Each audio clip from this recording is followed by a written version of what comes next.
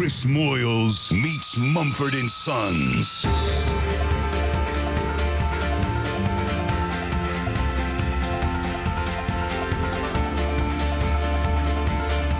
Hello, I'm Chris Moyles. Why have you started laughing straight away? Because you're so jokes. This is classic. I don't know why, just straight away. Thanks for watching. Do it again. Okay, ready? All right. Don't count me down. 1, 2. That's a countdown. Hello, I'm Chris Moyles. Thank you for watching this half of Mumford and Sons chat.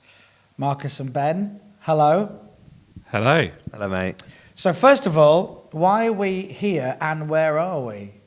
We are at the home of European football, Cherry Reds Record Stadium, home of AFC Wimbledon. That's right. And you asked us to pick a spot that meant something to us to do an interview. Yeah, but I was hoping it'd be like a boozer or something or something like that. There's only one answer to that question, and it is the dressing room at AFC Wimbledon. It's actually very, very exciting. I've never been here before, and it's actually very, very exciting. And it won't be here for much longer. Well, it will, but it won't be Wimbledon's home much longer. We're moving to back to Plough Lane. It's very exciting. July 2020. Ben looks really excited by the move. I'm like, this is a really good opportunity for Marcus to kind of flex a little bit of his passion for AFC. You're doing something really generous here. I am, yeah. Thank you, mate. I don't care as much about Fulham as Marcus cares about AFC Wimbledon. So. Right. So I got loads of questions to ask. You know, I'm fascinated by the history of the band Mumford and Sons, you and your children and your banjo. Yeah, classic. I texted Marcus yesterday and said, I'm writing questions, and he went, just don't ask about the banjo and don't ask if they're my sons. Agreed. We'll come on to the rest of our text history in a minute, I imagine. So you two were at school together? We were, in Wimbledon. Hence Why DC. you're a massive Fulham fan. So how old were you? How old were you? 8, something like that? Yeah, it would have been 8. Talking to the mic, love, that'd be great.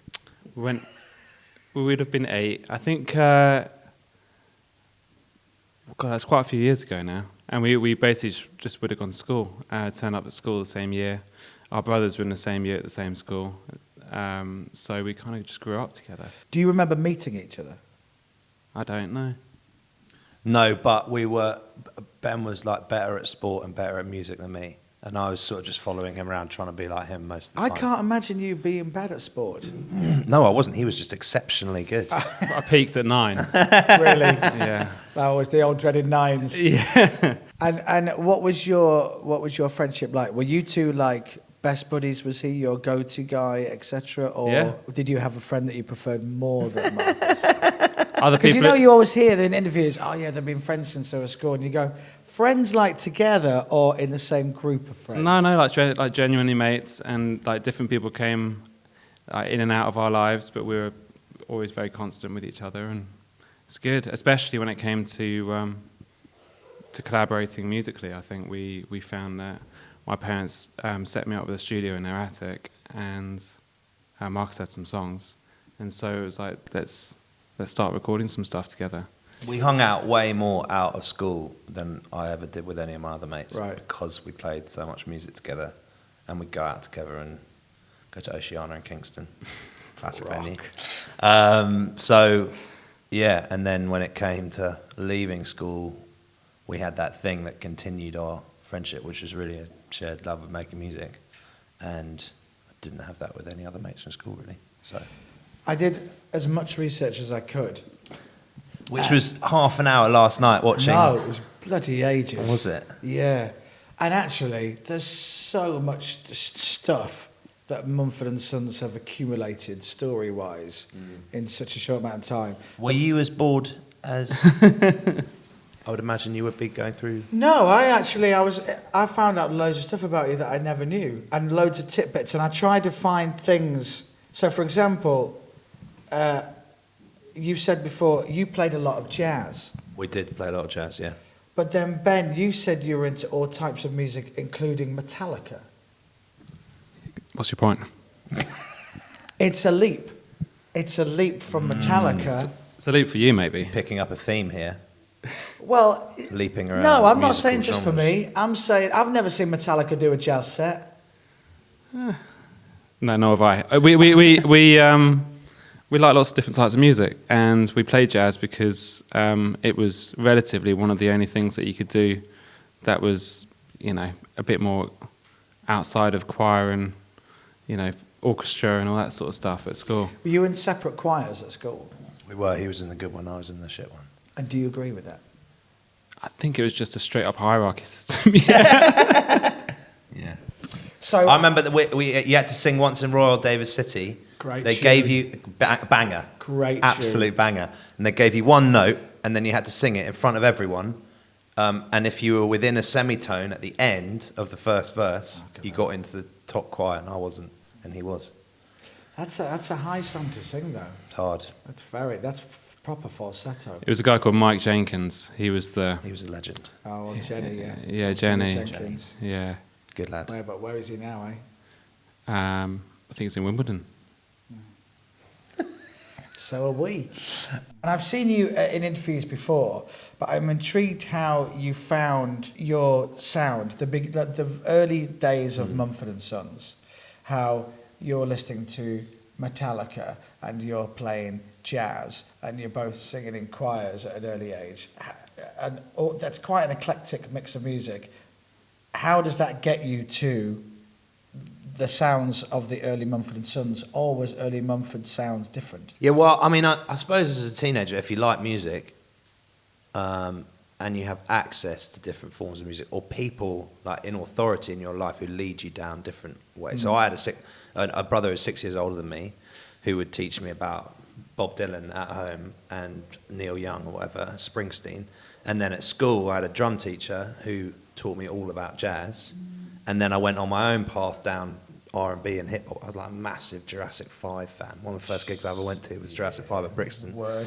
And first two records I ever bought from CD Warehouse on Wimbledon Broadway were Kinda Blue by Miles Davis and The Miseducation of Lauryn Hill.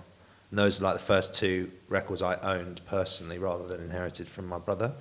So ended up just listening to lots of different music. Then I was like 16, started listening. My brother's mate made me a compilation mini disc, I think, which was look at you! classic. You had some money back Retro. in the day. Retro. Mini I disc. had to throw away my mini disc collection because it's now completely redundant. And I made some You don't great got your mini disc player anymore? No, mate. I found mine recently. Did you? Yeah. I splashed out on a Denon mini disc player. Did you? Oh shit! Yeah. And what are you going to do with it? It's up in my man cave. Is it? Yeah, but I don't know. If it Shame works about that format. Anyway, and that had loads of like acoustic Americana, like people like Gillian Welch, Alison Krauss, Old Crow Medicine Show on it when I was like 16, and I just became obsessed with it. And then there was the sort of bubbling community in London of people playing acoustic music when we were like 18, and we kind of hung out with them, went to a lot of the gigs, and just picked up instruments ourselves. And basically, we were all band rejects. That's how we kind of got together. Right. We all got kicked out of other bands. So Alan Pownell's band played one gig for him with Ted, and we both got fired after the first gig. Congratulations. Thank you. Wynne got fired from Laura Marling's band. And so we all kind of came together at a time when we were out of work, wannabe musicians. And the easiest thing to do was play the instruments we had in our hands, which at that time happened to be acoustic instruments. When you look back at it, and maybe you don't, that's so interesting that you basically, even though you two knew each other, you kind of just got forced together to a certain extent, timing and history of you being booted out of other bands or whatever. Well, that's actually not completely factually accurate. Ben had a job in like quite a successful band, and we spent a long time trying to convince him to come and join our band instead. And you're like, why would I join your new band? Yeah, I was on X. It was really happening. And then Marcus, he's very emotionally persuasive man, and exactly, it was like a 2-hour-long walk along the Thames. Now I remember it really, really well. What was the pitch that sold it to you? Been mates for a really long time, haven't we? So why did it take 2 hours? Manipulative. because I needed a bit more justification than that. But I was, it was obviously quite a clencher. But also, I was really into the vibe, and it wasn't, it's obviously Winston and Ted as well. Like it felt like a really good unit. There was something quite special about when we had been playing together, and I can't quite explain it. I know it when we make music as a foursome, like something cool happens, and when we all hang out, people seem to pay attention. And we've all been in different outfits and different combinations of people, and it's never quite the same. So it's very accidental, and I don't think you could have like called it. Like you say, when we were teenagers, and you're looking at Winston in his dungarees and dreadlocks, and Ted in his ridiculous overcoats and long blonde hair, and we just didn't look like four people that would have made sense to be in a band together, let alone go and make music with acoustic instruments. But it just, without even thinking, we ended up just doing what we were doing. So I'm fascinated by, if you can remember, was there any goal? So when you first start playing together, kind of before you've recorded Love Your Ground or anything like that, and are you just enjoying it, or are you thinking we're going to be the biggest band? No, the goal was to be able to basically get onto the lineups in the pubs that people like Noah and the Whale and Laura Marling were playing at the time. So any time we got together to play music, it was with a gig in mind, and it was to be able to show up at that gig and hold our own next to Laura, who's like one of the greatest singer-songwriters the UK's ever produced, in my opinion, and Noah and the Whale, who we were all completely obsessive fans of. And we get offered a gig, supporting them. And so then we'd have to go and write a song for it and go and practice and rehearse. And it was always with the next gig in mind. So it was we never had a longer view than that for the first year, probably. It was just about gigs. And then getting offered more gigs, we just wanted to say yes to every gig we could. So then it was like, okay, we've got to write another song because we've got another gig. And then we just kept going. I remember we wrote Little Lion Man when we first played at ICA supporting Johnny Flynn. And we were at Shepherd's Bush, those studios under the underground there, and just rehearsing Little Lion Man all day. We were just finishing writing it that day because we were supporting Johnny Flynn that night. We had to get it done. And for that to get done efficiently, we had to do it with the instruments in our hands. We didn't have time to faff around working on demos in the studio or something.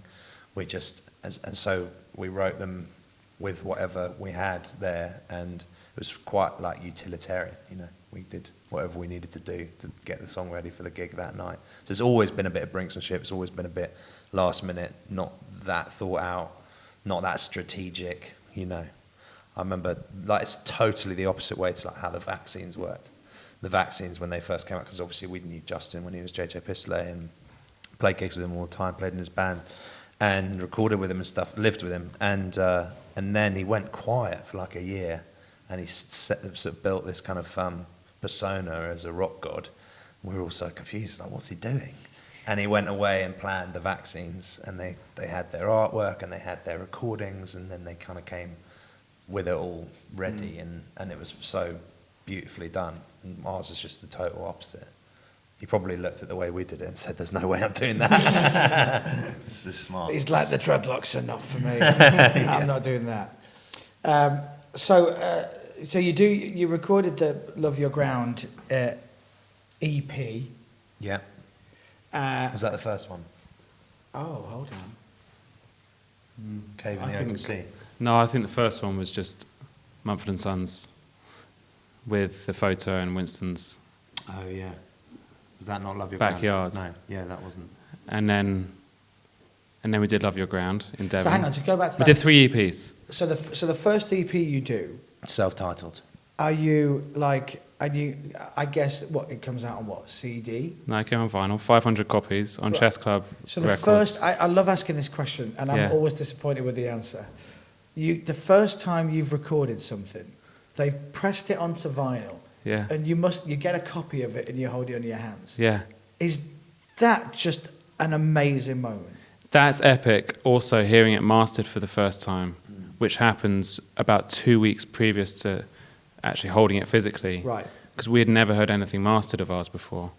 So I remember that we were in Chiswick in a little mastering studio, And do you remember that? Yeah, I do. And it was just like hearing it as people hear songs on the radio. Sure. But before they go through this like mad machine of mastering magic stuff, it sounds like it never would sit on the radio. And then they press this button. Well, they don't. It's actually quite complicated. But they do some stuff, and then you're like, wow, I could actually imagine that.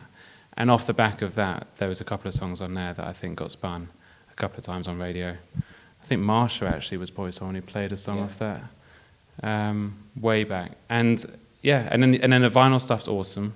Marsha Shandur on XFM, do you remember her? No. She contacted me through MySpace before anyone else in the music industry or anyone else in radio or anything. And I just had a couple of demos on MySpace that were really bad, so I don't know what she was up to. I mean, I wasn't that far behind her. No, you weren't, yeah. I just discovered you at a slightly different pace. Yeah, and you started mocking us from I day did. one. You did? It wasn't. To be fair, it wasn't from day one. It's probably from day 4. I think you were fairly successful by the time I started mocking you. But I told you this before, and I'll come to this later. But it was your Glastonbury headline appearance that made me go, "Oh, they are fucking good, aren't they?" But it's another story. I'm a slow burner. I am. You are a tough crowd. I just things take a while, but then, like a slow burner. So, see what I'm up to now. Just making your own segues. So you do your 3 EPs, and then now you're up and running. Now you're playing tight live. You've been in the studio. You've made stuff, and then you make Sigh No More. Yeah, so we'd finally sold out our first show in London, it took a while. Like Marcus said, lots of supporting, and we played at a place called the Luminaire in Kilburn, and that was a really big moment. And then we put Sigh No More out. See, it's great that we're doing this interview together because I don't remember any of that until he says it. Ben's got the best memory in the band by a long way, so this is good. This is actually this is interesting. Do you remember what happened to the van after the Luminaire? So we had just self-drive van, right? So Marcus and I are a little bit older than Wyn. Ted didn't drive at the time, so we had the responsibility with the splitter van rental, and I think it was actually in the alleyway outside the Luminaire. So no, it was in the alleyway outside the Shepherd's Bush rehearsal room on the way to the gig. Go on. There was like the 3 lads are outside the van. It's very narrow. 3 lads are outside the van, keeping eyes on, and I'm reversing, smash one of the windows straight away. First van, first day. First day of having your own. It was a disaster. Very rock and roll. It was a I disaster. believe that's what Metallica did when they had their first van. We might have done. We then wrote it off on the M6 toll when we ran out of diesel because we were on our way back from a gig in Birmingham on that tour, I think, and it was the first time. So we stopped. It was like late at night, coldest night of the year.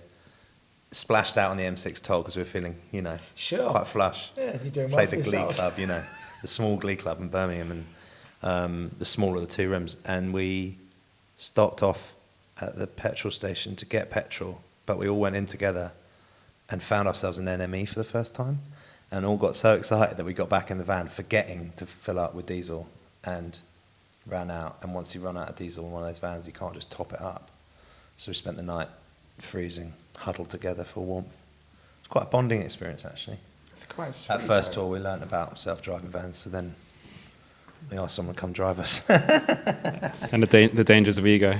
Yeah. So, 500 copies of the first EP. Yeah. Sigh No More is now. This is an album. This ain't an EP. This is an album, And it's on CD as well. and it's on everything. Wow. And it gets released, and I would imagine you're very excited. And it's a slow burner. It takes time.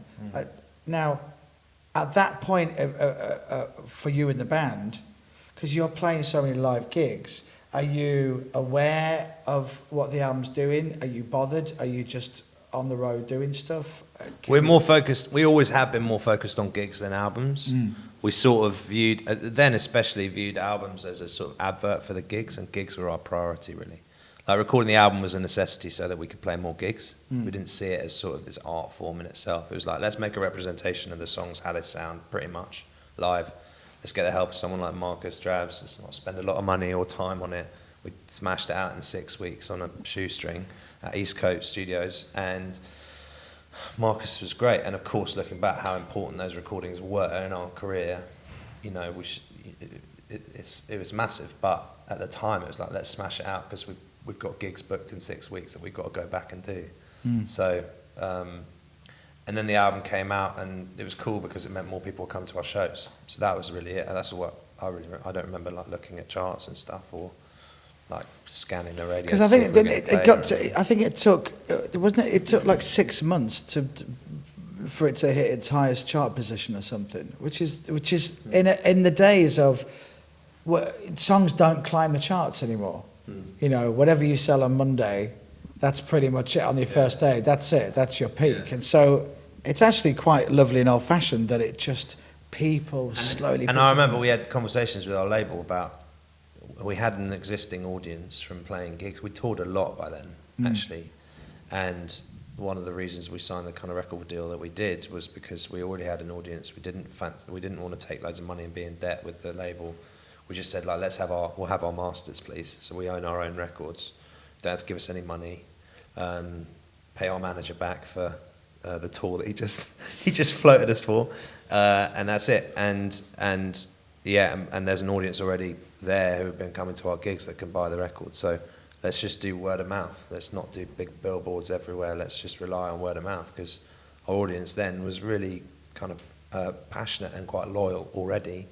And so then it just sort of grew. I guess it grew momentum more from word of mouth than from big marketing campaigns. It felt like anyway.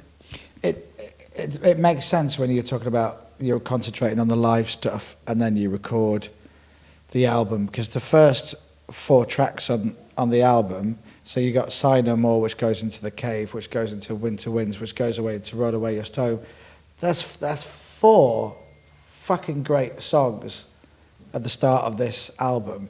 But now I guess you're going, this is what we're doing live at the time. We're just sticking them on tape almost. Yeah, that's exactly right. So we still kind of do it. We did it with Delta. It's like making a set list. You think of the whole journey. That's why we do enjoy track listing an album, and thinking of it as we're working up songs as how they're going to like segue into each other, and is the energy going to stay up, or are we going to take a pause? And that's the same as a set list, obviously.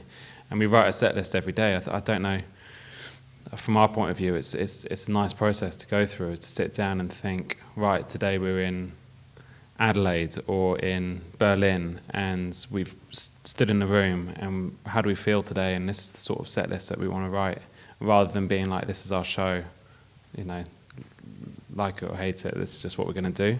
So there's always a bit of change and tweaking that we do. Yeah, I don't know why I just got into that, but yeah, we enjoy curating, I guess, like our own creative channels. This is a weird question to a certain extent, and actually after you give me talking for the last few minutes.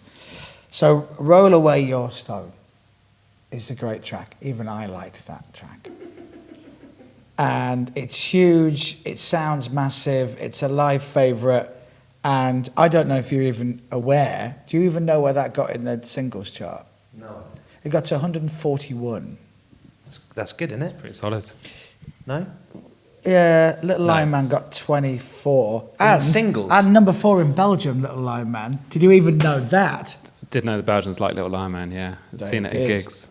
But I never thought any of our songs really got on singles charts. But I wonder if you'd ever thought about this, that it was a very maybe fortunate or not road to fall down, which was Mumford and Sons' success has absolutely not been affected or dominated or even interested in the singles success that, you know, as a lot of bands are. Yeah. You know, it's actually quite rare, I think, these days for a band to have a huge selling album. I mean, you almost kind of don't need to release singles to a certain extent. I don't really understand singles, but I do understand the importance of radio. Yeah. Because, I mean, maybe we'll come on to it, but in the States, certainly, radio's been like, just so important for us. Because, for various reasons, but it has been. And So in one sense, I do understand that you need to encourage and highlight one particular song, but it's not like we grew up thinking singles was like All Saints, Pure Shores you buy at Woolworths, you know, on a little CD. It's a tune. It's a great banging song, that. So singles was like charts and, you know, Top of the Pops and, you know, the Rundown or whatever. But actually singles is just sort of highlighting something for radio stations to play, because otherwise they might just pick any of the 12 or 14 songs you put on an album. And then you kind of promote that song by going into radio stations and playing it and talking about it.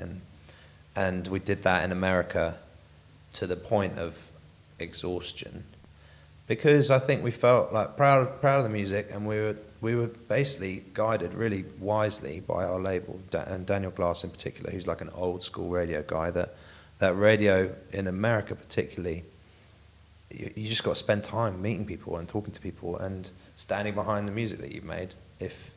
If you want people to come buy tickets to your shows, that's how they sold it to us. So we're like, cool, all right. So we'll be in Cincinnati and we'll go into the radio station. We'll play an acoustic version, pretty shit version of the song, and then they'll come to the gig, and it's like, and then you just put in the time and the effort, and actually it's quite fun because you meet loads of different people and it's all good.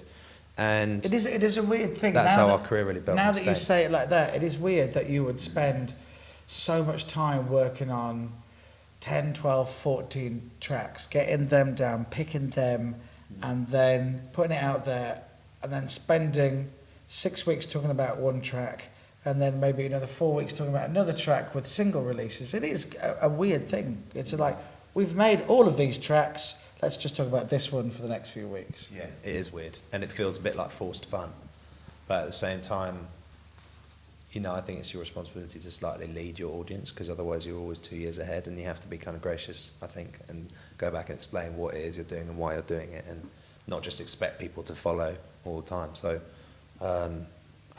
yeah, but it is a bit weird, and we certainly have never fully understood it. I don't think we're very good at picking singles. Like Little Lion Man, which is our first single, has 21 fucks in it, I think, which is not your obvious choice for a first radio Sounds like a good night out. So it's not an obvious choice for a first single, and it's all been a bit accidental. But then it's about working at it and saying, all right, there's an opportunity here. Let's go and work really hard and make sure we make the most of it. Because otherwise we'll look back and say, oh man, if we'd spent a bit more time talking to people about this song, then maybe, you know, could have sold more tickets in Cincinnati. Got more people along to the show. I was told, and I want to look you both in the eyes as I ask this question, but I was told that pretty much for the first 2 years of Mumford and Sons, from your first album, that pretty much for all those 2 years you were drunk. I didn't know what was coming there, but I should have probably expected that. It's not wrong. There's a lot behind that, though. It's not something that I'd necessarily encourage others to do, but we were pretty young, so we were like 20, and Free beer tastes so much better. there was like a rider every day because we were on tour basically for 2 years, and you know, especially with a bit of jet lag, we were travelling around, and no regrets, honestly. It was fine. It was fine. Who'd you hear that from? I can't. Everyone. Well, I can't possibly say, but Never before gigs. sure, but Never before always gigs. after the gig. Well, yeah. Okay, sure. In your early 20s, yeah. Yeah, it made sleeping on the floors a little bit easier. I want to talk to you about. So you've met so many brilliantly random, fabulous people. What's his name? Ron Jeremy came to one of our gigs once. See, now, I didn't even have that name down, but that was brilliant. fucking weird. Can I ask you a question? Did you meet him? Yeah. Second I didn't question, know did you shake his hand? So I didn't know who he was, and he popped up backstage at this thing we were doing the night before the Grammys, the first year, and I don't remember shaking his hand, but I probably did. I shook lots of hands, and then someone was like, "You know who that dude is?" I went, no, that's Ron Jeremy. He's a porn star, and I remember specifically walking as fast away from him as possible. That's probably very judgmental of me. Maybe he's a really nice bloke, but that really freaked me out. Wasn't up for that. Did he ask you to come and perform with him? Because many people have. No, we didn't really have any interaction. But you're right, we do meet some weird people, man. Well, I just like it's such a you know, I mean, you've met David Letterman, you've met Ray Davis, it's every bit of the spectrum of weird and wonderful people. But I want to talk, and I know you've spoken about this before, but I have an interesting take on the Springsteen story. Mm-hmm. So, if I get this right, is this a festival with Springsteen? Yeah, it's called Pink Pop. And he's watched you guys play. It's in Holland. We Or played. Belgium. I think that's a Holland. I think Pink Pop, Belgium. You've already Similar. admitted that he has way better memory than Agreed. you. Oh, shut up. And yeah, no, we played earlier in the day. I think we were like a few bands down on the bill. This is quite a long time ago now. And Springsteen was headlining it, and we were so excited. But as we've already revealed, we had a few drinks after we played our show. Always after the gig. Always after the gig, and someone had managed to arrange that we could get side stage. So I think we'd been playing on that stage about 4 hours earlier. And anyway, we got out there, and we were standing behind his monitor engineer, and we were kind of just blown away by being like, you know, this close to Springsteen. Sure. As anyone would be. But we were as giddy as like the giddiest person, and a few drinks deep. So we were like, this is crazy. And we were just singing along and jumping up and down. And he looks over and he sees us. And I guess he had watched some of our gig, or I don't know, like, can't quite figure out that part of the story. Like, he definitely knew. He wasn't just asking anyone up. He was like asking us to come up.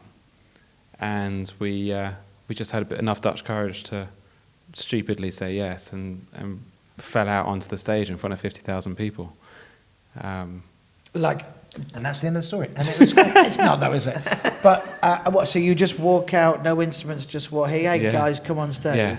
Again, just like everything else that's happened so far, didn't really think about what we were doing. Yeah.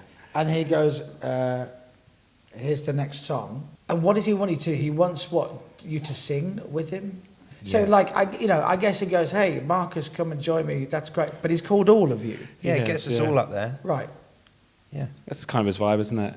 There's lots of people on stage. And it's Hungry Heart is the next Agreed, song. yeah. Okay, and I think it's well documented you forgot the words. Yeah. So, but here's what I've never seen in when you've told the story before. What a bastard Bruce Springsteen is. To go, it's not Glory Days, but it's not even I'm on Fire. It's Hungry Heart, which is probably a bit before your time. You probably know it, of course, but let's be honest. Where are the words? They're on a teleprompter. Oh, no, they weren't, were they? Were they? Yeah, I realised later. Because he has a list. So Tom Morello tells his story, because he played with him on a couple of tours. And he has a list of 130 songs that he can rotate. Wow. And he doesn't really write set lists. And he'll just be like, right, lads, doing this one. 1, 2, 3, 4, Right. bang. And Tom's mentioned that he mimes quite a lot. He's like, all right. And doesn't know what key they're playing in or whatever. Brilliant. But 130 songs is a lot of songs to rotate. So, yeah, he has a teleprompter. He can justify it. You've got to invite him to a gig, and halfway through the gig, you've got to go, Bruce. It's a great idea. Come on. Tim Shell. And then go, we're doing Holland Road. Exactly. See how he fucking likes No, it. but I mean, Hungry Heart and Holland Road aren't exactly Well, equivalent. they both are they? begin with an H. That was Well, my that's- there you go. Well thinking done, well behind done. that. Smart. We can talk about the albums, we can talk about some of the songs, but I'm getting the one thing I've learned to doing this chat with you today is that I guess with you, it's still all about live. It's all about playing live. It is. I think it just feels like the most direct way to understand what the hell's going on.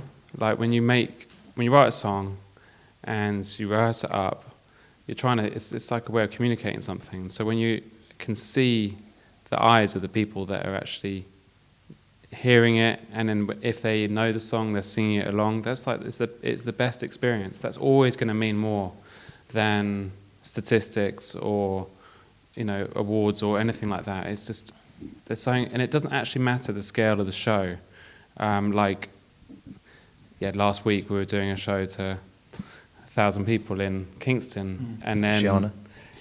in a few months we're doing All Points East in Vicky Park, which I think is going to be amazing, and a hell of a lot more people than were there in Kingston. But I think that there's just like that just sense of unity, not just between us on stage, but being able to be there with people and like share something. I think it's awesome. So we all feel like that, and it's kind of the reason why we do it and why we bother to keep doing it.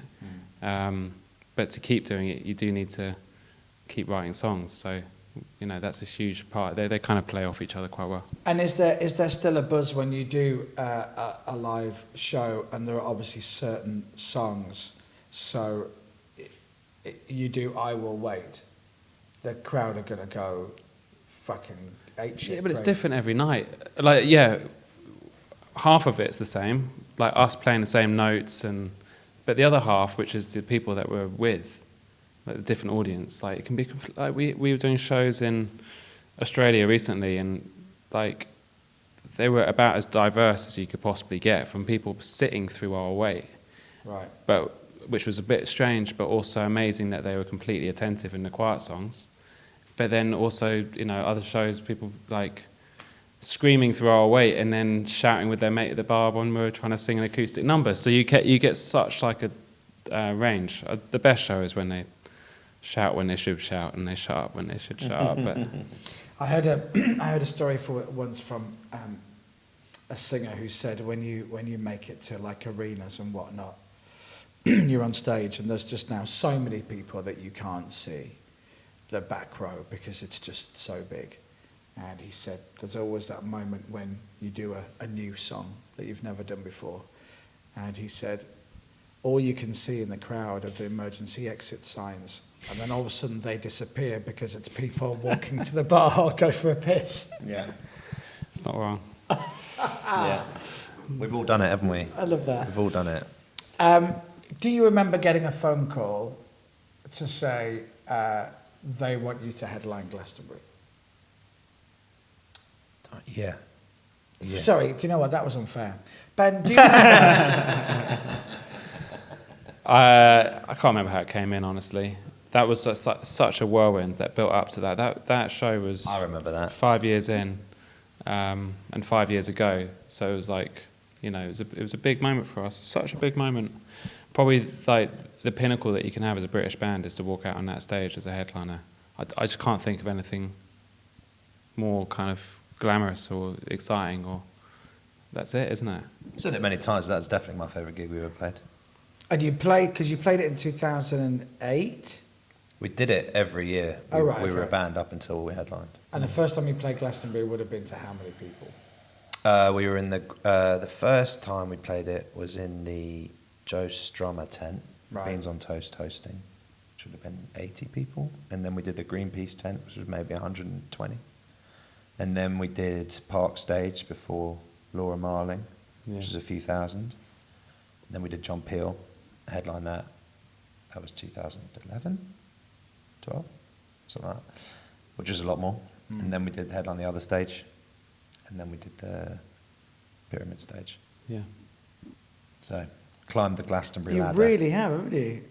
Yeah, but there was also years in there where I think the first couple of years we went between Joe Strummer and Greenpeace, and then Park. What was that? Joe Strummer, Greenpeace, Park, John Peel, other, Pyramid. Yeah, that's the first 6 years of our life as a band. And was the Glastonbury Pyramid, was that your first gig back with Ted? Yeah. So After he'd had surgery? he had brain surgery in Austin, Texas, on tour, and we cancelled. Well, we postponed 3 shows, but we went back and played, because we always pay our debts. And we tried to convince him to cancel more, but he didn't want to. And Glastonbury was the first show back, so that was cool. I He bet still had that a was- massive scar on his head, so he wore a hat. I bet that was a hell of a night. I I won't ask you about it because you don't really remember the build. I got kicked out of our own dressing room, wasn't allowed to go and get my stuff Great. for trying to steal the furniture. Yeah, I love how you just say it as if like something. How dare they? I was loading the sofa onto the back of one of our trucks and got in trouble. We've only got a few minutes left, and there's just so much to talk about. And once again, I've just talked about so much of the early stuff that then I just jump past albums and huge success and awards and everything, and then come to the end. But there are a couple of questions that I'd like to ask personally, as someone who has made the odd joke about you being an Irish removal firm and that kind of thing. And the first time I was playing your stuff on Radio 1, I may have used to sing All Around My Hat or Are You Going to Scarborough Fair? But I've learned the error of my ways. I have matured as a music listener. But I just wanted to ask you about, it's a semi-serious question, I guess, about when you're writing and putting songs together. And if I could ask you about some of the earlier songs that you wrote, and Ben as much as Marcus. One of my favourite tracks you ever did was OMGUHOT. And that's not in the live. Marcus, you look confused. There was always... there was also, Jimmy was in that band. Yeah. What are you talking about? Package for You? What? Girl, I'm saying girl. It's a real memory thing, Yeah. He just wiped it out. Yeah, he just wiped it out. What are you talking about? I've got no idea what you're talking about. Marcus Mark? Marky Mark, yeah. Marky Mark, that was Marky it. Yeah. Mark. Oh, you're talking about Mark, what's his name? Wahlberg? No. No, talking about your... That, I'm talking about Mumtown, man. yeah, Mumtown. Mumtown. Oh, you're talking about Jimmy Kimmel. Yeah. Oh, okay, cool. I really, really freaked out for a minute there that I'd recorded a bunch of demos when I was like 17 or something, called those songs that I didn't know. OMGUHOT. Yeah. If you don't know what I'm talking about... Oh my God, you're hot. I was trying to figure that out. If you don't know what I'm talking about, Did you just Google it. Just Google Mumtown. That was good. That was fun. Knock yourself out. It's beautiful. It's classic. That's classic American TV beauty. Let's talk about the gig that was announced recently. It's another Gentlemen of the Road gig. Yeah. This summer, Which is like our broader, all-encompassing concept, which is where we get to kind of celebrate other bands as much as our own band. Yeah, it's like Mumfest. Mumfest, yeah, but we came up with a better name than that. Sure. We've done quite a lot of them all over the UK and other parts of the world. And this year we're going to collaborate with All Points East, which is fun. Nice. Went to a couple of their shows. It's a really good site. And we've never played Victoria Park before, so we were just trying to come up with like what's our outdoor show in London. We've had some amazing gigs in the past. Obviously, people who have been to the O2, those have been fun. But Hyde Park for British Summertime a few years ago was probably our favourite London show. Olympic Park was pretty good. Yeah, I like that one. so we've done a lot of the spaces that you can do. So Victoria Park, All Points East, it's going to be amazing. We've got a bunch of pretty like eclectic range of bands that we. So this is you guys basically taking it over. Yeah, we curate the whole for thing. the day. Yeah. Exactly. And you go, right, this is our day. So we've spent 6 months sorting out the lineup and getting to a place where we had a lot of discussions. Normally we have the discussions, they're like on the phone, conference calls, 2 hours talking about other artists. I normally go have a bath, put the phone on mute and just listen, and then every now and then talk about my favourite bands again, and then put it back on mute. Not this time though. Not this time. Pretty involved. I was quite involved this time. Yeah. Especially about one act. Dizzee Rascal. Dizzee Rascal He is is just a playing. rascal. I'm so excited. So it's I've got Mumford and Sons, formerly Mumtown, Dizzee Rascal, The Vaccines, Leon Bridges, Dermot Kennedy, Sam Fender, Greta Ray, Dizzee. I don't know who Dizzee is. Dizzee's great. Yeah. Another Now Dizzee. you can't put Dizzee Rascal and Dizzee too close to each other. Mahalia. No, it's slightly distant. Yeah, you're gonna. Yeah. And It's 2 stages. Jay Bird. Yeah, it's going to be great. 1st of June, Saturday, 1st of June at Victoria Park. That's a proper lineup, that, when you say it all out loud. And there's a couple more, I don't think that have confirmed yet, that we're not allowed to talk about. Metallica, did I'm you very call excited them? about. Can't announce it yet. Oh, sorry. I'm really sorry. That's a proper lineup. That's going to be wicked. You could do your old Mumtown track that you'd totally forgotten about. We could. OMGUHOT. Yeah, and you could do Jimmy's bit if you want. If you want me there, I'll be there. Cool. 1st of June, I'm free. Great. We'll give you a call. But I need a rider. What's on your rider? Beer Okay, great. and chips. There we go. Beer and chips. That's about it. I think we can make that happen. Once again, I could talk for hours. That felt like we were about flirting. stuff. Don't you think? That felt like we were flirting just then. You're like, beer and chips. And I went, yeah, we can make that happen. That felt like a flirty moment, didn't it? Yeah. Which is cool. I guess. I'd probably go with Ben, though. Yeah, I would, obviously. You know. Look at him. What, for beer and chips? Sure. That was really flirty.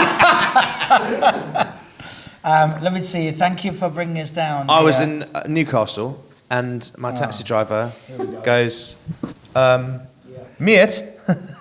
Oh, you were in He goes, Newcastle in "Mate." South Africa? Mate. He goes, text Chris Moyles back. Because apparently you've been slagging me off, talking about how I don't text you back. So then I looked at my phone, looked at our text history. Last text message was me sending something to you. It's not entirely true. And you replied. Okay. So just stop slagging me off because it's not fair. You know what he's like, Ben, more than I do. He says to me, we bump into each other. He goes, we're going to be in the studio recording. You should come down, hang out. We'll have a few beers. It'll be great. I Sounds text great, him, yeah. nothing. Right. Text him again, nothing. Right? We're even on the air texted him, nothing. Right. Then he sends me a text one day going, I'm in your building. Are you here? And weirdly, I was. It was like later on in the day, and I was there. And I went, yeah, I'm in the Radio X office now. Nothing. He didn't even reply. Yeah, but mate, what a tease. No, Hey, that was I'm in half your an hour building. after I Are texted you. Things move fast, you know. Things move fast. I texted you within 30 seconds, faffing. you motherfucker. You were faffing. Oh, mate, And then come- last night I I texted think you, you're in going, the I'm right. sitting doing notes for this interview tomorrow. Beep, he's straight back straight away. And now he's replying. Look at this. I was in the studio actually. Hey, you should come down. Oh, great. I'll come down, hang out with you. Right? Do some BVs and drink some beers. You can We've always been text sat me. in AFC Wimbledon's dressing room without really talking about AFC Wimbledon. It's know, it's like been- we're not here. It's very clever. But we are. On that bombshell, Ben, Marcus, I mean, thank you very much. thank you. Ladies and gentlemen, the boys from Mumtown. Radio X.